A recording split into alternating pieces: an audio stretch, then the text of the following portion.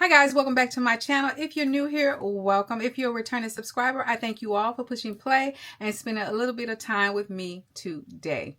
And I know why you're here, but disclaimer, your girl just did a video. Of course, if you're following me, then you probably already have seen it. I did a transition. I ended my weekly vlog and I thought I would create a Valentine's Day look because it is February, y'all. February the 1st. Can you believe it? So that's why your girl is all dolled up. I'm not going nowhere. I'm not.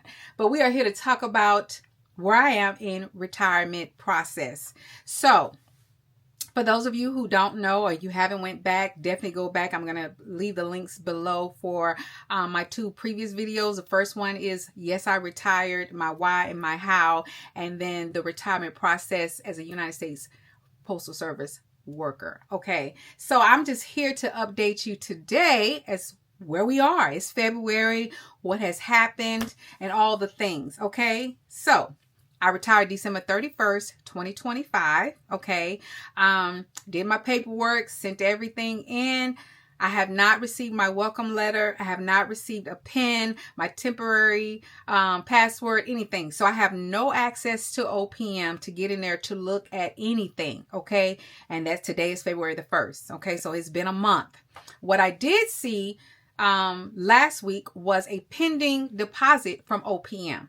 And it was only in the amount of $1,244. Okay. So I'm sitting there looking at that like, oh my God, what is that?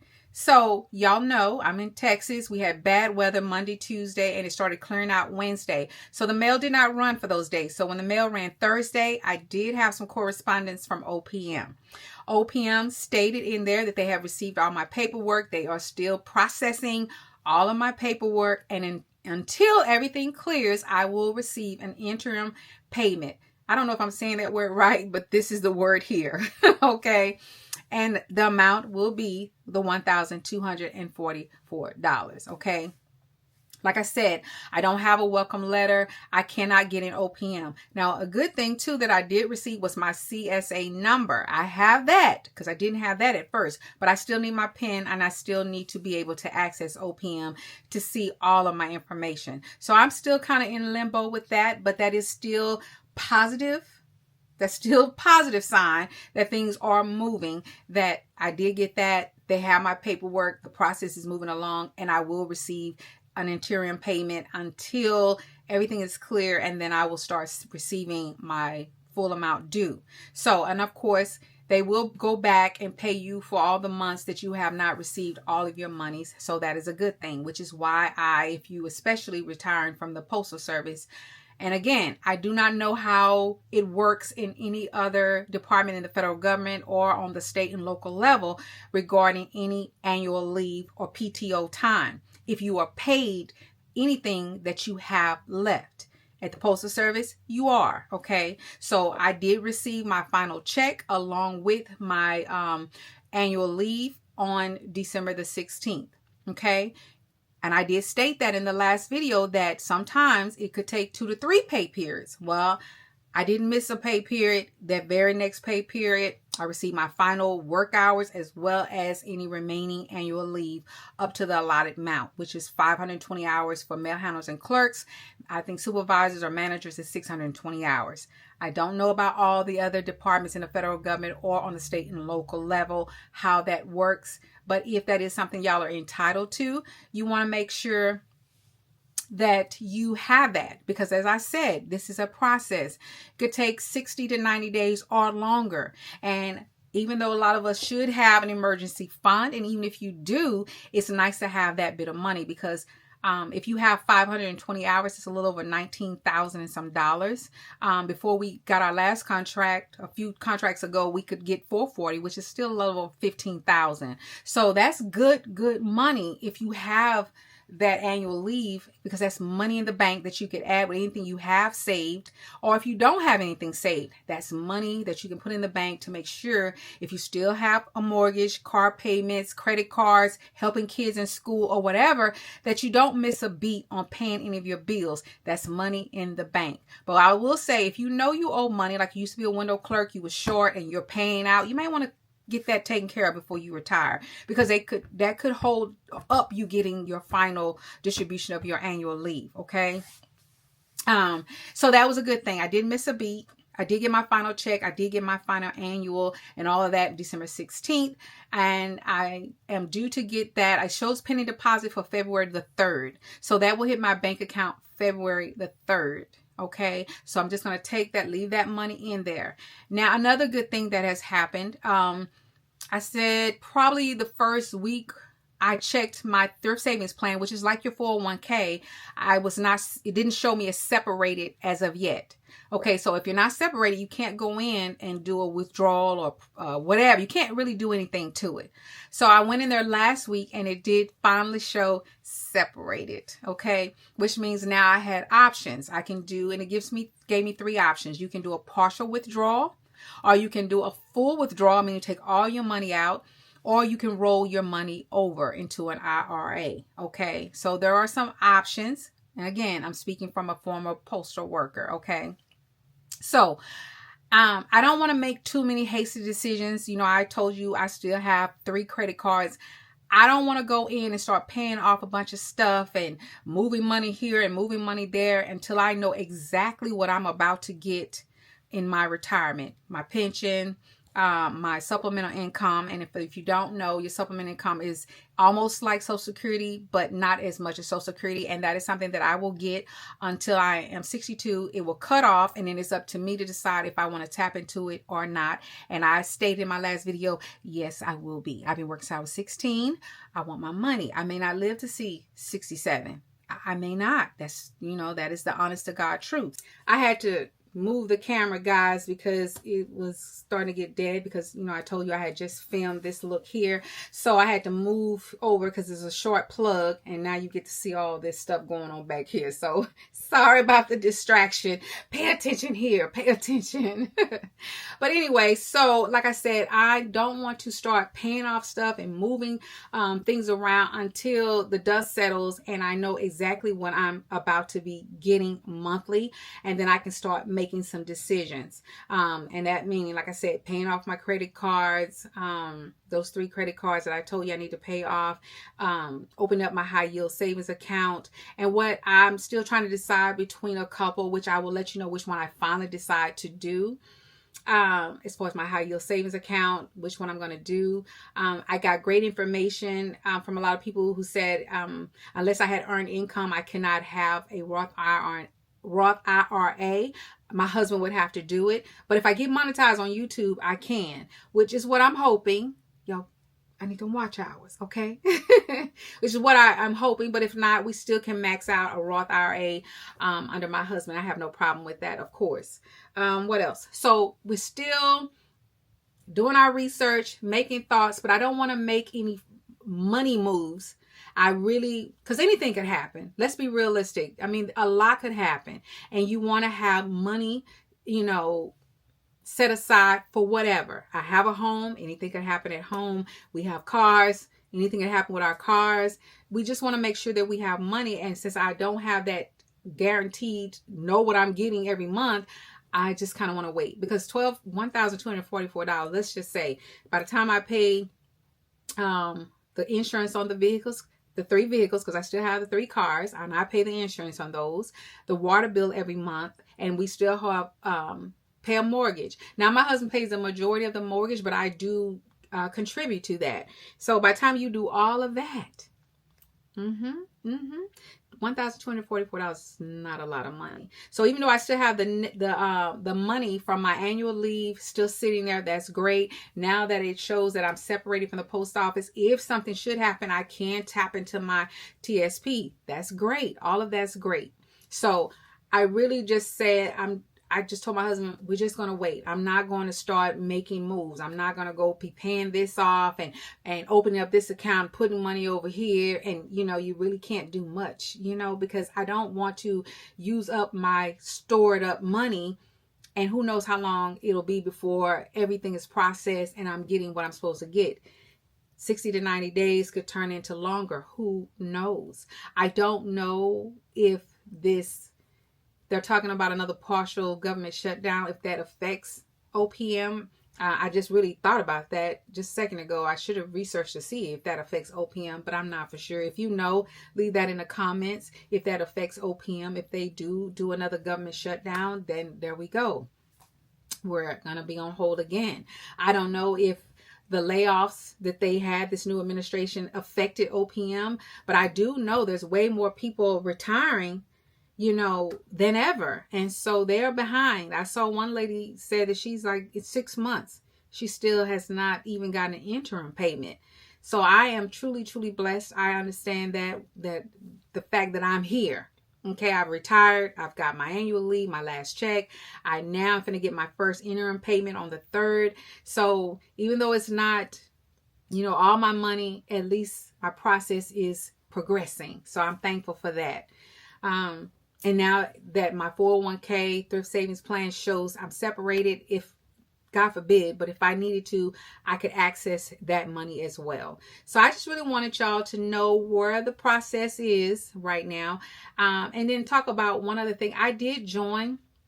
Well, before I retired, I had already joined the Facebook group for window clerks because I used to be a window clerk and a lead window clerk. And I just, you can go there and answer questions and and stuff like that to help people out, especially if they're new coming out of the window window clerk academy. Sometimes they're up there by themselves, especially in some of these small offices, and they have emergency questions. And it's like, please let somebody be on here and can answer my question because there's nobody for them to call. So I've jumped on many times if I'm on Facebook and answer some questions for people to help them out. But since I've retired, I decided to go ahead and join the Retired Federal Workers Facebook page. Okay. And it's for if you are thinking about retiring, have retired, in the process of, like me, in the process. And so you go on there sometimes, and it's not just for the postal worker, it's any federal workers. So it's people retiring from all different departments in the federal government. And so sometimes you may have questions. People are answering questions, or you may have a question somebody want to answer and stuff like that. Like me trying to decide about my money. Do I want to leave some in G fund and move some to the C or the S and I funds, different things. So just getting people's opinions and then, of course, do your due diligence and make a decision for yourself. But it's always good to be able to talk to somebody and get a little bit of advice on all of that. So I definitely joined that. So consider doing that if you're not a member of one of those Facebook groups, for depending on where you worked at, because it can give you a plethora of information, and it's really helped me. Even though I haven't been going through this that long, but when I hear people say that they are 3 months, 4 months, 5 months, 6 months out, it gives me a sense of comfort to know that where I am in this process is good, and that I need to just sit still and not make too many financial moves or decisions until the dust settles. Okay. But I do have my list of things to get done. And then, like I said, we will talk about that when that happens, and we'll talk about the plan and everything that I have done. Okay. And it's going to really probably make you understand more about the plan, because I hate to talk about that and then other things haven't been done. But once we get to that video, which means we are at third base sliding into home base. You know what I'm saying? I don't watch baseball. I'm not sure if that's what it's called, but it'll make more sense, the plan that baby and I have, and why we've done some of the things that we've done. But we're going to talk about things that I feel like you should do, and what we did, and because of our situation, for the plan that we have for us within the next 3 years. Okay. So I just wanted to hop on here, give you a little update about where I am in the process. I'm still extremely happy about retiring. I have no regrets about retiring at all. It was the best decision I ever made. And now I just want to get my husband retired. I really do. If he does have to work to 60, it's still a blessing. I'm not going to be mad about that at all if he still decides to go to 60. But if we can get enough passive income coming in where he can go within. All right, we back. I'm sorry. My DJI overheated, so I needed to let it cool off for a little bit. But anyway, basically all I was saying is that I just wanted to come on and just update you on where I'm at. And hopefully the next video, when I come back to talk to you, everything will be processed and I'll be getting what I'm going to be getting, and then we can kind of move on to the next phase, because there are some things that I feel like you probably should have already done, but just maybe need to go back and reevaluate those things and maybe update them, make some changes, because once you get in the retired phase, you start making there's some decisions you have to make. And that's kind of where Babe and we've had those conversations, we've made some decisions, and so we need to execute those things. But I'm just trying to wait till the dust settles. I know what I'm getting, so I don't want to be spending money that I need to just hold on to until I'm getting my money regularly every month, if that makes sense. Okay. But just so you'll know, just some of the things is talking about irrevocable trust. We do have a living will, but I'm looking at irrevocable trust, updating my beneficiaries, re-looking at our life insurance, that we, like I told you, I didn't keep my policies from the post office, but I jumped over there with Babes. We do have life insurance policies outside of our job, so kind of evaluating those. Should we keep them or should we not? Things like that. I already made our decision about our home and stuff like that. So we've had those conversations with our children. So I just want to talk about all those things. You know, we have 3 cars. I told you we were selling one. I already have a buyer for the one car that I drive all the time back and forth to work that I used to drive. I already have a buyer for that. So she's just waiting to get her income tax. So once she does that, she's going to buy that. So I don't even have to worry about buying a for sale sign to put on that. So just different things that I think once you get in retirement that you need to look at and maybe evaluate to say, do I still need that? Should I get rid of that? Should I increase it, decrease it? Just different things that I feel like once you get in this phase, either right before you retire or when you do retire, that you and your spouse need to sit down and go over all those things. So that's kind of where Babe and there are things we've talked about, things that we know we're going to do, but we're just kind of waiting for the money and everything to straighten itself out, and then start making appointments with, like I said, the same attorney that I used for my mom to get all her paperwork in order that we're going to use. So yeah, that's kind of where we are. So I definitely want to bring that to you, and that will pretty much, once we get there, we'll almost wrap up the retirement segment, if that's what you want to call it. But I'm going to keep updating you all. If anything new comes about, even in March, you know, and everything's straightened out, I'm going to come and say, hey, y'all, I made it to the finish line. But definitely, if you are retired, about to retire, I would definitely suggest joining the Facebook group for your department, whether it's federal, state, or local. And that way, if you have questions, something comes up, I'm telling you, you ask a question, people are quick to answer, or maybe you have answers and people ask questions. I think it's definitely something good to have. Okay. What else? I think that's really about it. There's nothing else that has happened that I feel is worth even talking about right now.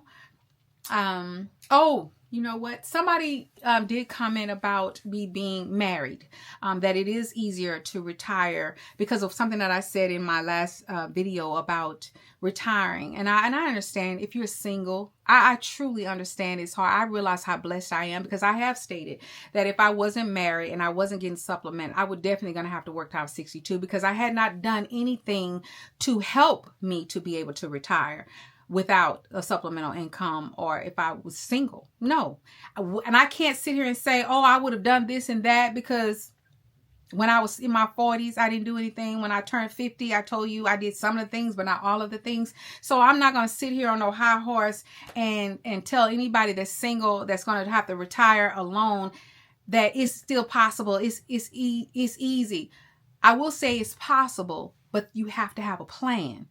And the longer you have for that plan, the better. Because yes, you can retire even if you are single. And I get the fear. I understand the fear. I do. I understand the fear from some of my friends who are not married, even some that are married. And even if I don't know you, I understand the fear. I'm not going to sit here and be judging and saying, oh, well, you can do this and you can do that. And yes, it's possible. No, I'm not going to sit here and do that, because I understand I am a grown woman and mature enough and understand how the world works. I'm not no young, naive teen or 20s and not understanding. Yes, I know. I am truly blessed to not only have a husband, but also have retired from a company that offers me a pension and a supplement to get to 62. Because if it was not for the supplement, I could not have, I wouldn't have been able to retire, because I still have bills and things that need to be taken care of. And the pension alone would not have been enough. And the things that I have done outside of that, even with my brokerage account, like I said, there's money in there, but there ain't no hundreds of thousands of dollars in there. Okay. So what I was saying is, yes, it is possible to retire being single, but you got to have a plan. And the longer you have to execute that plan, the better. So if you're going to retire in the next 2-3 years, that's not a long time, of course. And I understand that. So definitely is a fear for that. What I will say, if you've got 5, 10, 15 years or longer, and you are single and plan to be single, and if you are single and maybe God just hasn't sent you your person, but we're going to just go on, if I end up being in my late 40s, my 50s, or 60s, and I'm single, how can I make retirement possible? Okay, so the longer you have, the better. And I would definitely say putting money in a savings account is probably not, it's not going to help, especially a traditional savings account. We already know the interest rate is very, very low that they give you on your money. It's what 0.001 or 2%. That's nothing. And even with a high yield savings account, yes, it's better, but it's still not going to necessarily get you where you need to be. I say the high yield savings account is where you should put your emergency fund, so that if you have 3 to 6 months, of living expenses over there, your money is earning at least 3% interest or better, depending on which bank you choose. Is earning a way better interest than regular Wells Fargo, Chase, and all of that. Okay, so definitely look into that. But we know you need to be maxing out your 401k. And I'm even going to go a step further. Even if there's a company match, it does not hurt to say, if you can afford it, to say, okay, the company only matches 5%. I'm going to do 10%, because I'm still putting another 5% over there in the stock market, or however you have it diversified, and it's still making money. Okay. You have to have a plan. Now, whether you want to open up you a brokerage account and start buying you some dividends, some stocks that pay dividends, some ETFs, some REITs, I definitely say maybe don't do a whole lot. Don't do too much. Find some that pays really good dividends and go with them. Maybe 3 to 5 good ETFs, and build on that. Look at what they are paying out. Go back 5 or 10 years and look at what they've been paying out consistently, regularly, and decide how many shares do I need to get me an extra 500 or extra 1,000 a month. You have to decide on your lifestyle. What do you need to realistically be able to retire? Okay, I can't answer that for you. Okay, I know what my bills look like. I can sit down here and say, okay, I owe this, I owe that. This is something that has to be paid every month regardless. Okay, this is what I know is a guarantee coming in as far as my pension and my supplement. But I would like to have an extra $500 or extra $1,000 a month on top of that. So you have to go in and do your research. I will probably, when I get there, talk about the different ETFs that I did decide to buy and how many, based off of their history and what they pay out, to bring in an extra $500 to $1,000 a month. I don't know. We may even just a $300. I don't know. But we're sitting down. I've been doing my research. I always link people down below that I'm following to give you some good advice. I'm not a financial advisor. And maybe, do your due diligence, do your research. Retirement is possible if you're single, but you need a plan. But the longer you have to execute that plan, the better. So if you are single and you're in your late 50s or 60s, yes, it may definitely be really, really scary and hard. And I understand that. I'm not going to sit here and make you feel like, oh, you just whining and you no. I know things you have to make a change. You definitely going to have to maybe not eat out as much, maybe not shop as much. Again, cut off some of them grown kids that you're helping. I don't know. I'm speaking from me. Okay. I don't want to sit here. I'm not judging. I don't want to sound like I'm judging because I know how blessed I am. I truly understand the writing on the wall. I do. But for my babies that are single, who don't know if they're going to marry or whatever, you got to come up with a plan. You need to know you need to know your numbers. What do I owe? What can I do to get rid of some of that stuff that I owe? What do I need realistically to live every month? And how can I get that? This is what I know is guaranteed to have. What else can I add to this to reach that number so I can live comfortably? Another thing to think about and consider, it is definitely cheaper to live somewhere else. Now, I don't know what state you live in. Some states are cheaper than others. Some countries are cheaper than others. Okay? Your money may go further in another state than it does the state you live in. And I know that's scary because some people might say, I don't want to give up my home. I don't want to leave my kids. I don't want to start over at this age of my life. I get that. I'm just giving you options. I'm not telling you what to do. I'm giving you options. That retirement is possible with a plan, and that the longer you have to execute that plan, of course, the better. But some other options are maybe you need to move out of the state you're in and move somewhere where there isn't no state tax. Maybe the cost of living is not as high. And then maybe not staying in the United States. You know, maybe considering a state where the dollar goes further. Okay? I'm just giving options. I'm not here to tell you what to do. I'm just giving you options. Now, when I come back and talk to you about our plan, you're going to know that's what Babe and I decided to do, and that's what is going to work for us. Okay? So, again, to all my babies who were in the comments who was talking about she's married, you know, it's definitely easier when you're married. Yes, I'm definitely not.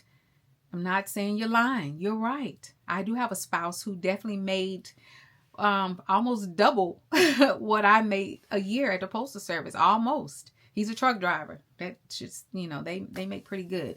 But yeah, he made almost double what I made. So I definitely know that I am blessed. But now it's also the thing that I want my husband to retire, and I don't want him to work till he's 60. Definitely not 62, but definitely not 60. I really want him off this job as soon as we can get him off. So I'm still coming up here trying to be as consistent as I can. Hopefully generate those brand deals, get those affiliate links back that I lost or whatever. Get all those things back and try to bring in more passive income. Our plan, when I tell you our plan, you're going to understand where I'm coming from with a lot of other things. And it will make a lot more sense. But this is what we had decided to do. So I don't want to really go all off into that until everything clears and we can sit down and I can say, okay, this is all the things we've done. And this is why we did it, because this is what our plan is. And then we know our number. Okay. But anyway, I just want to throw that in there. Okay. I love you all. And I want everybody in the sound of my voice that wants to retire to be able to retire. And what I'm here to do is just kind of talk about my process, what we are doing to retire, and to tell you that even if you don't have a partner or a spouse, that it is still possible, and that you just need a plan. Okay, you need a plan. And even if it's not to be able to retire in your 50s, and if you still have to work till you're 62 to get your Social Security, okay, what's the plan?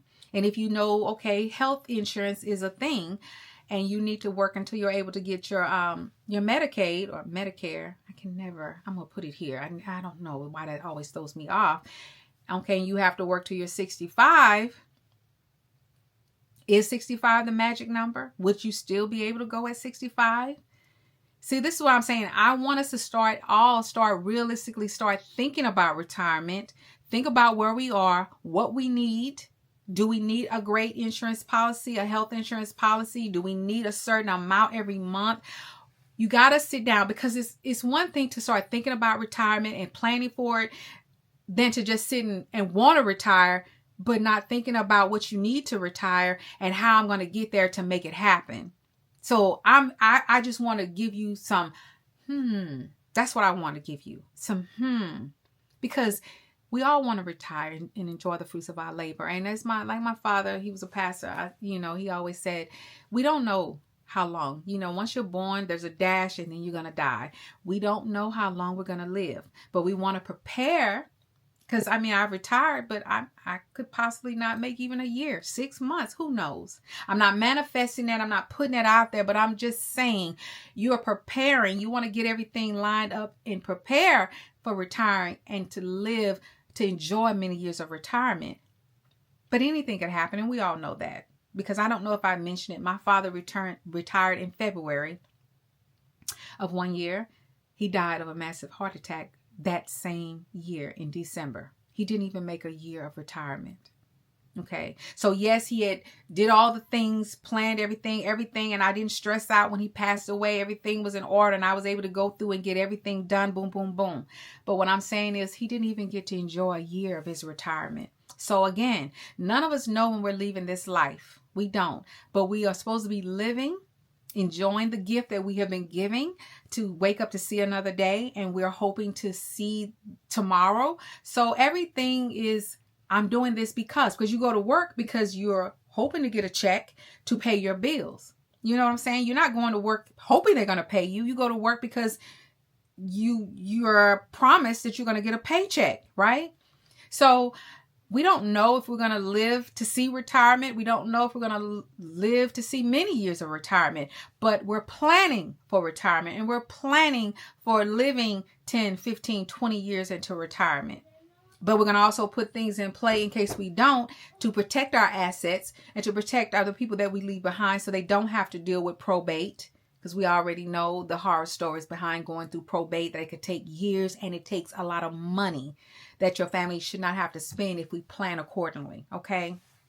So enough of all I'm jibber jab going on off the rail, but I just wanted to come and give you an update, some food for thought, and hopefully the next time we come with another segment, hopefully the dust will be done cleared and I can come and say, yes, I finally know I've got all my information. I can log into OPM. I know what I'm getting every month. And now I can start moving to the next phase of this retirement, which is making the plans, start actually calling the lawyer and all of that. So we're doing some of the things, but some things we are not doing until we know exactly where I am with the moolah.